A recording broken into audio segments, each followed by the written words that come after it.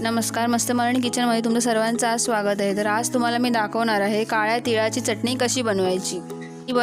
ही चटणी बनवणं खूपच सोपं आहे आणि आपण ही चटणी 1 महिना स्टोअर करू शकतो। आपण याला एअरटाईट डब्यामध्ये अगर बंद करून ठेवलं तर आपण 1 महिना आपण कधी पण खाऊ शकतो, चपाती किंवा भाकरीसोबत।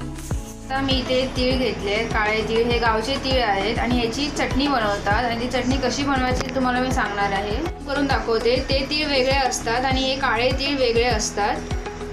हे मी इथे पाव किलो तीळ घेतलेत।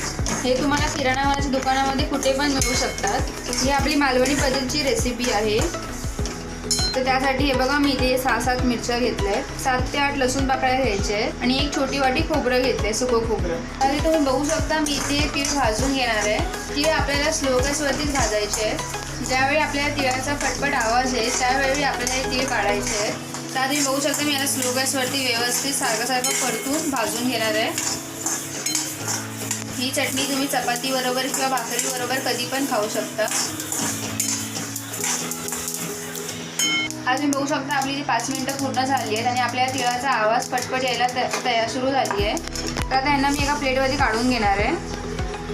तुम्ही बघू शकता इथे हा बघा, हा तीळ जे आपण भाजून घेतले त्याचा कलर थोडा वेगळा झाला आहे आणि हे तीळ जे भाजायचे त्याचा कलर डार्क कलर आहे, एकदम ब्लॅक कलर आहे आणि हा थोडा कलर लाईट आहे।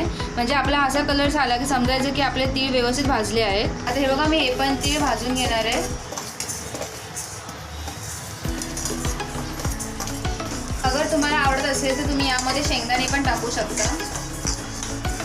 शेंगदाणे टाकून पण ही रेसिपी खूपच छान बनते।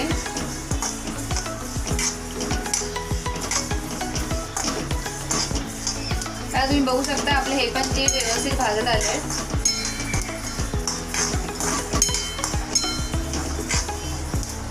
आमच्या गावी ह्याला तिळकुंड असं म्हणतात।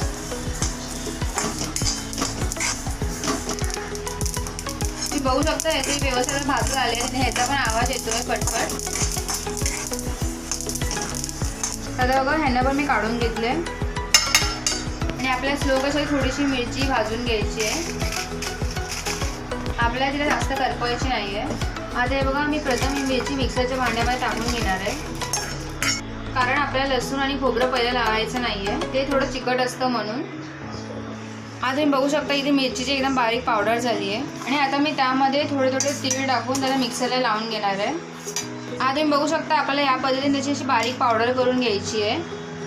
आता मी याला एका भांड्यामध्ये काढून घेते।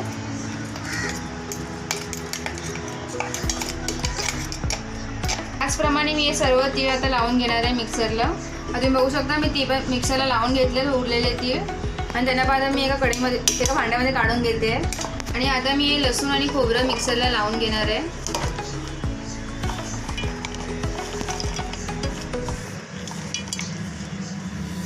ह्याला पण आपल्याला एकदम बारीक वाटून घ्यायचं आहे। आता हे बघा, तुम्ही बघू शकता आपल्या इथे खोबरं आणि लसूण पण व्यवस्थित बारीक झाली आहे आणि आता मी सर्वाला व्यवस्थित मिक्स करून घेणार आहे।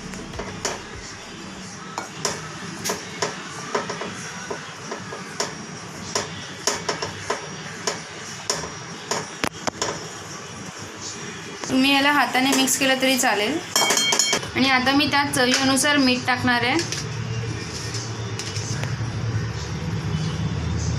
तुम्ही मीठ तीळ वाटताना टाकलं तरी चालेल, म्हणजे जेव्हा तुम्ही तीळ मिक्सरला लावता तेव्हा त्याच्यामध्ये मीठ टाकलं तरी चालेल।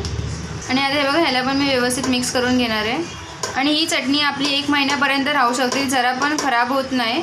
तुम्हाला अगर भरली वांगी बनवायची असेल तर त्यामध्ये पण तुम्ही या चटणीचा वापर करू शकता।